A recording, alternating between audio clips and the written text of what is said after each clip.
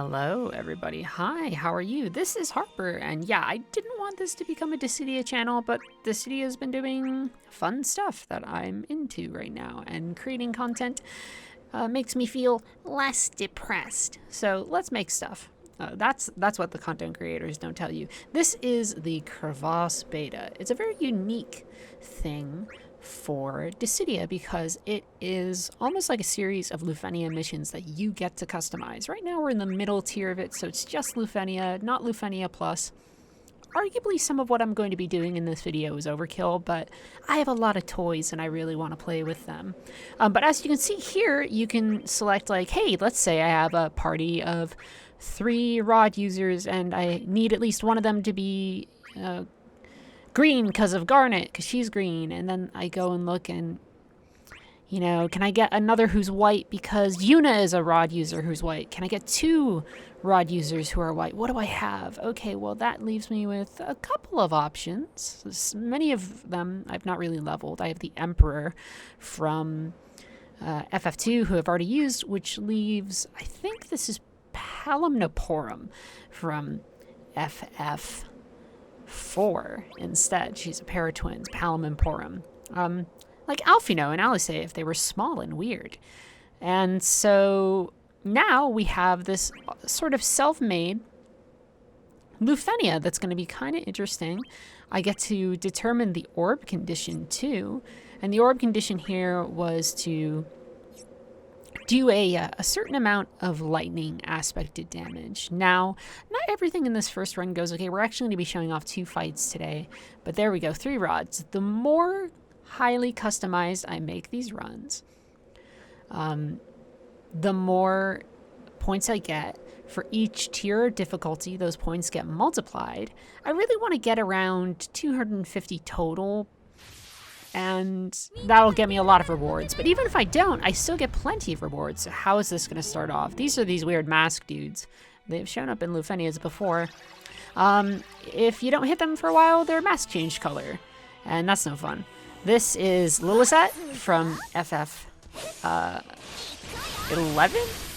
Believer Call is going to give us a little bit of a boost for damage, and now we're just going to start unloading on these clowns. We have 2 summoners in our party. We have 2 of them, and they're both in amazing dresses. We have Yuna in the wedding dress from the Bevel rescue scene in Final Fantasy X, when the party is trying to save her from Seymour. Or, well, she's going to marry Seymour to get close to him, to murder him, and whatever, even though he's not dead. It's complicated. Anyway, but we also have this. Oh my gosh, it's a big ability. Eidolon Explosion. That's from Garnet, who's just wearing her royal outfit. Garnet got a new BT, which is that big, powerful weapon that we've shown off in a couple of fights. She only has it in the, right now at least, in the international version. Because sometimes international version will get characters first, or special items, where like the same thing will happen in Japan. Well, partially Japan gets everything first, but sometimes they'll do, here's an international first thing. So like Corleonis from FF15 was one. But this is Garnet. She's summoning Arc. She will do a lot of damage. The amount of damage we do here is filthy because Garnet is bonkers. It's so funny to say. I like Garnet a lot. I wish there was an option to have short hair Garnet. I like short hair Garnet a lot. I almost said I like short hair Garnet. I don't know why I did it that way. Josepher, I am not, and he doesn't sound like that. But we have all of these different damage sources, and we have some mitigation again by using the Warrior of Light's shield. We called them in as a call ability earlier, but now you're going to see where'd all our damage go. Well, that's because these stupid little bastards have an ability that can curse us, and that causes no brave gain. It causes a real loss of output to our damage. So what do? Well, we have a couple of options. First, to play around and see what's going to go down. And so I have full brave, so I'm curious, will this work? And the answer is, I think for some of them, yeah, because I already have the initial brave dump, but the second brave one doesn't. So, it seems like I'm in a pickle, except I did know going into this fight I needed to cleanse, so I have Yuna, who just has Asuna, who can get rid of nasty debuffs. We're going to run into some debuff buff issues in this fight, wherein I'm going to miss a chance to have a very strong buff. Well, not because of anything I do wrong, but mostly just because I'm doing so much damage. I'll explain it. We're going to show off Garnet's BT eventually. I just want to talk about it for a brief second, because sometimes I like talking about what makes a character so strong and so bananas. And we're actually going to defeat the fight before part of it even happens. But here's the BT. BT phases, the full BT phases, not the BT plus like easy little burst phase, allow you to use all your attacks that you have. In this case, we're going to summon Arc again, do more damage, just reapply that off-turn buff. We're going to still have it forever. And then she has 2 modes. She can go through a lightning aspected mode and a water mode. She's really good if you ever have enemies who have highly specific weaknesses. For instance, there's the water. And then a follow-up attack, because again, she's super powerful. And look, she is doing what we call battery. She is a batterying the party, which is that she's increasing everyone's brave, that number that we always talk about down near the bottom, that those orange numbers, which is sort of like this artificial metric of strength that you build up and then you spend that for damage. So basically, the bigger that is, the better. I use Holy Prayer here because I want to see if maybe it will cleanse the debuff I got, because I'm doing so much damage and the enemies get to act even when I am acting. They can toss that curse on me at any time. So I feel kind of in a bind, right? I thought maybe I could goof around with it and save for this damage dump here, which this is her big BT finish. It is when she summons Alexander to fight Bahamut in FF9. FF9, a game I think more people should play. It's actually really fun. So decent damage there, all things considered, but we gotta cleanse again. Now, every BT has bonuses that come with it. This is just because we used her burst. We have increased our HP damage limit by 30%. Everyone's attack has gone up by 50%. Everyone's brave damage, which is to say the amount of brave that they take off of an enemy, has increased by 50. HP damage in general has gone up by 20%. Our overflow, which means the amount of brave we can gain, is up by 30%. It's a lot. And if we were to reach the end of her turn, we would get this thing called Immaculate Judgment, which is she does a follow-up attack, and then that gives another buff, which is plus 50 attack, plus 20 HP damage. It just reapplies the burst bonus again for, I believe, 6 turns. So her burst buffs the party immensely and just lasts forever. Not that it matters too much, because we are just going into our summon phase where we get to freeze time and beat up the bad guys a lot. It's fun every now and then. Like, sometimes I like being like, I'm gonna really solve an intense puzzle, and we've had a couple of those on this channel, and I've played plenty more on my own time.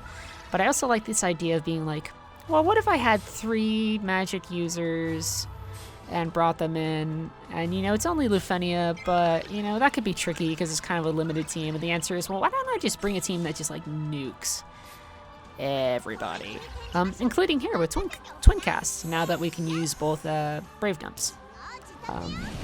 Powerful character. Look at that. It's a lot of damage.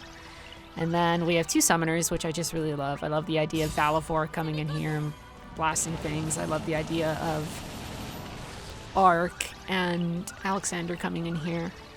So this is like a breezy, kind of a breezier fight. But those are very entertaining, I think, sometimes, because you don't always need the puzzle to be incredibly difficult. And the harder puzzles will come. So what I'm doing right now is I'm creating like what seems like really restrictive parties, and then using that to maximize the points I can get, multiply those, get most of the rewards I want. You'll see that near the end, but these guys are about to die in like 2 seconds.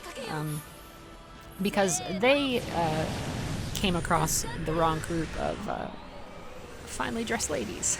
I love those outfits. Eunice's wedding dress is amazing. I like Garnet too. Porum odd girl out. But there we go, we got that one. Nice and easy, perfect. That just means I can't use these characters again. But yeah, 63 points, that's not too terrible. Now let's see what we can do with the next one. This next one is weird because the enemies are weird, but let's say hypothetically, I don't know, I have a team already put together. What would that team be? Well, 3 yellow, because that's pretty good, 2 sword users, and a weird random weapon user. And then, let's say, I get to increase the orb by breaking, which the orb, which we've never talked about ever on this channel, which, yes, we have, but if you're new to the video, Lufenia missions, that pink orb counts down to 0. If it reaches 0, we instantly die. So what the game is allowing me to do is to pick my poison on the really difficult time restriction. Now, at least one of the characters in here is going to be familiar if you're one of the few freak buckos who watches my channel and any of my Lufenia videos. I'm very glad to be successful because, Lord, I all the things that I want to do, all the writing that I love doing, the Skies of Arcadia fic, the Guilty Gear videos, the random Dissidia stuff. It is not. It would never make me money. It would never build a fan base. I thought I was a I go to myself. I think I'm a charismatic person when I need to be, but I also value privacy. This is me creating some content, getting some energy out before I do some more writing later on in the evening. But yes, we call out Ferris to debuff the enemy, and now we have Arden. Arden from FF15. He is a bit of an oddball character. As you can see, he has reduced his health to 0. That seems weird. Well, in lore, he's kind of like a zombie-ish type dude anyway. He's been alive forever. He's corrupted by curses and things like that. And the idea here is that you have a lot of attacks with Arden that can do kind of bursty damage, although I haven't released him from doing the damage cap.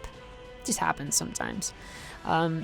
But he fulfills my criteria for the 2 yellow sword users. There were a couple other options that weren't as attractive, and I'll tell you why in a moment once we get to the mechanics. So right now I just need characters that do damage, and Arden's a fairly reliable damage dealer, even if technically he's always in a really precarious situation. He can survive death depending on the circumstances, like once, then otherwise he'll eat shit.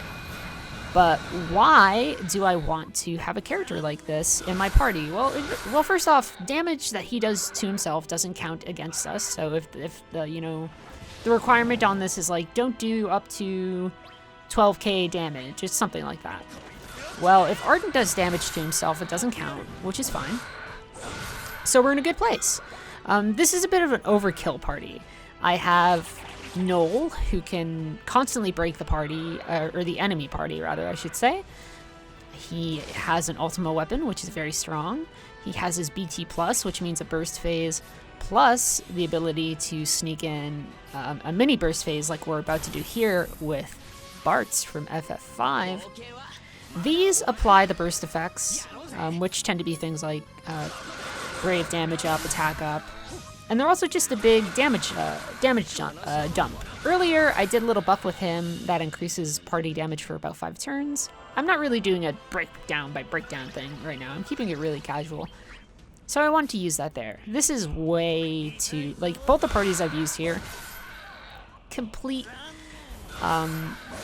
overpowered for the level of content that I'm doing within all the Crevasse beta stuff. Once I start getting into the actual Lufenia Plus stuff, I'm going to have to be really more discerning with my character composition. I'm doing it now so that I can have these high values of, based off the teams I customize, the limitations I customize, and then I can fill out the rest later. As long as I'm, doing 30 plus on my weird random multiplier thing, it's fine. It doesn't really bother me one way or another. Partially because after this I will have most of the rewards I need, and the rest will be like some extra nuggets for crafting doohickeys, which is nice. Who doesn't like a doohickey? Love them. But here, this is why. So there were a couple options I could have brought into this fight. One of them was Bosch from Final Fantasy 12, which is a very appealing option because he's a tank and he can kind of absorb and buffer a lot of our damage. But Bosch's big thing as a tank is that a lot of his attacks will regain health for himself, or even health for the entire party. And here's the catch. Here's the catch, gang. As long as these enemies are in this state, with their wings spread open and that weird fart gas underneath them, any healing that happens does damage. So if I pulled out Bosch, used his powerful shield team heal ability, I would reduce my entire team's party to 0. You know, their health is 0. Not a great time. So there were a couple of characters who have things like that. Another one is Desh. He's a random character from Final Fantasy III, I believe. And he has an attack that will do that. So, you know, you can play around that. You can just not use those attacks. But instead I said, well, I haven't really used Arden. I just leveled him up a lot. So we might as well do that. And this looks pretty bad for Arden, right? He has 0 health to spare, but I've been using these additional call abilities that generate shield. Warrior of Light. I think Jack from Final Fantasy Type 0, whichever the one is with the spear. There's so many characters from Type 0, and they're all in this game, except for Cease. She's the one with the scythe, and she's cool, and she's coming eventually. But the idea here is that we just got to keep on breaking the enemy to keep that orb going, which is super easy with Null. It's you know, I could have saved this orb condition and Null for like a Lufenia Plus type deal, but I kind of decided to blow it here. Shaving Slash is an additional ability which allows us to break somebody, and as long as I'm breaking somebody, I can do extra damage as Null. So that right there was just basically free damage. It's free real estate. Why shouldn't I do it? This is his BT Plus. Much like Bart's, it's going to apply a variety of effects. I don't have the list in front of me. Just imagine a lot of damage up, things like that. That's what most of them do.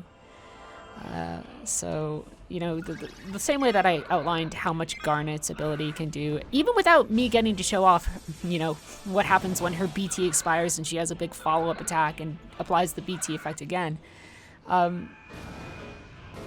You know, my having 2 BT plus characters in this party is bonkers, right, for this tier of content. But also, I wanted to make a really restrictive team.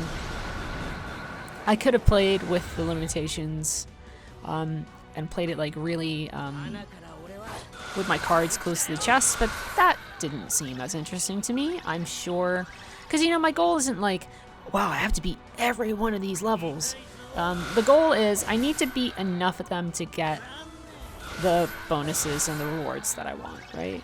Don't play a game thinking that you have to be the most hardcore person in the world, right? Like, some people, for them, that's cool. That's the challenge. And for me, sometimes that is the challenge of Lufenia or Lufenia Plus missions. For this one, where it's more customizable, I kind of want to just create configurations that allow me to use characters I haven't used a lot of, or to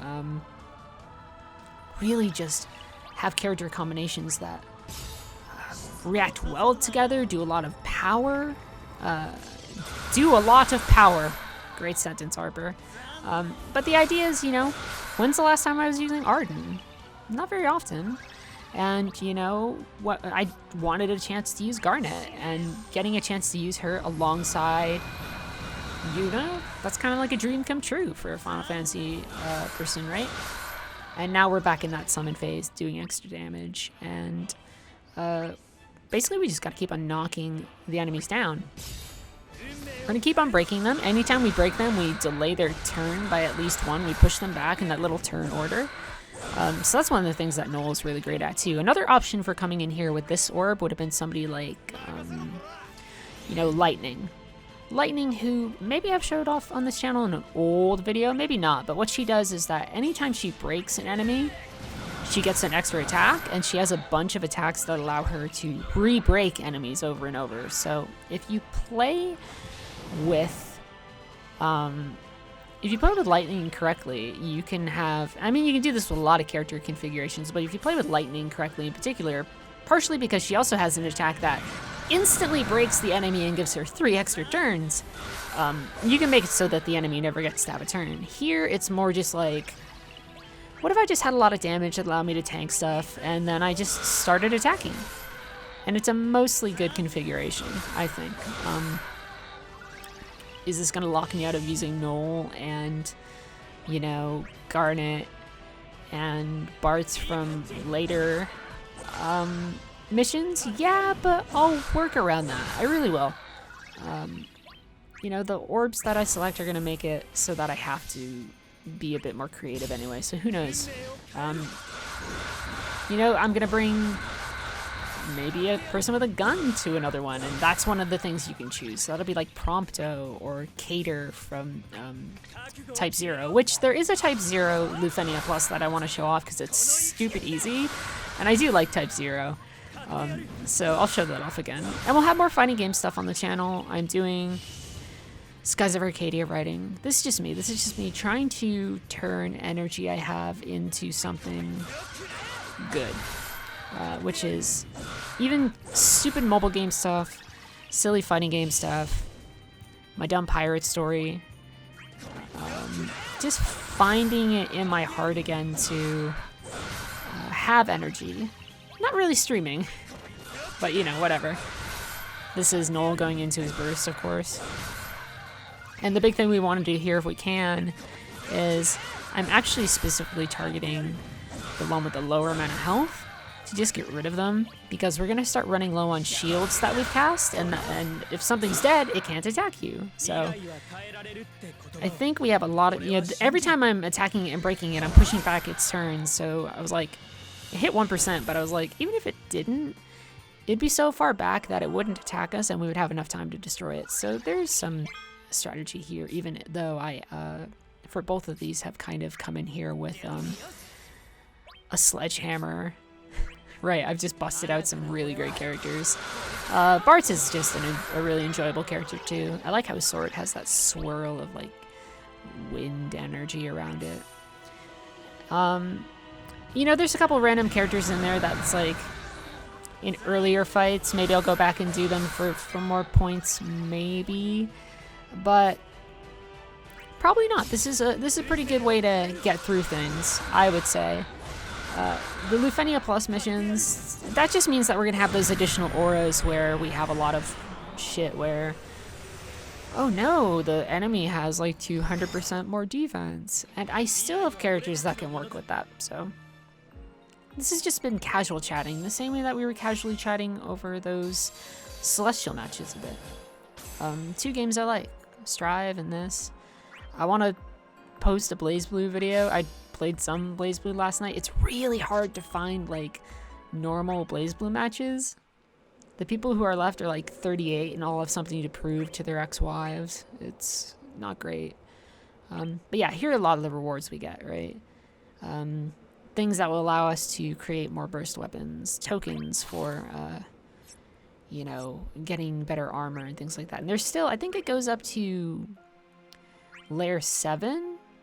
And I think our point total there is like 170 something. The threshold that I want to hit is around 250 to get like the last around bit of rewards I want. I think the max you can get is 300, but that's just like, maybe you get a couple extra like doohickeys, but it's not that bad. But with all of the things that we just crafted, we are finally able to, well, not finally. One of the things we're going to do, we're going to realize the weapon for the little gremlins from World of Final Fantasy, Lon and Rhine, because they're actually very bursty characters. So eventually we'll BT plus them. And then, of course, we've already started Garnet. And now we have enough to BT plus her. BT plus, remember, means that I can use a miniature version of their final burst attack to apply the burst effect. So BT plus on her is very powerful because her burst effect lasts a long time, then reapplies itself at the end. And then, you know, you also will be able to use your normal burst there. I'm obscuring some information about purchasing and things like that. Not to call too much attention to it, but the blur is just going to be there for a minute. Deal with it. Who are we looking for? I still have nothing but sword users. Great. Look at the blur. Live with the blur. What we need is our good friend Garnet Till Alexandros, who kicks ass. There she is. Ultima weapon. Most powerful armor I can give her. These are artifact like things. They're not the best, but the more brave she has, the better. Princess Resolves boost is also like this passive that helps her. Really, with a lot of people, you want additional attack. With her, more brave, that's fine. And now I'm just going to make this my character that friends can summon if they need help. Isn't that nice? Wow, it's so great. Look at that. Look at Ketchi right there. A character who I guess I could have updated, but I didn't. Look at that. We might as well do the gotcha thing. What did I get? Nothing. Garbage. Great. Yay. But also there's little missions and things. These ones have little chocobos. Isn't that nice? I think my game crashed after some recording this, but you know, I could, you know, now that I'm here, I would go back to the next one and I would say, well, let's go back to the Crevasse, and we would decide, right? We would start to think, what team do I want? Do I want, you know, what's this guy do? Well, that's what he does by default, you know, but can we start thinking about what team do I want?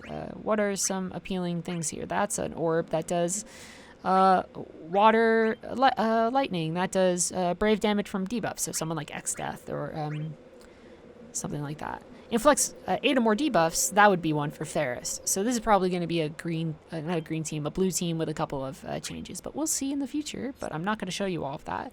Please have a wonderful day. I will see you around. Goodbye. Type 01 coming up. I want to share that too, but I'll see you around.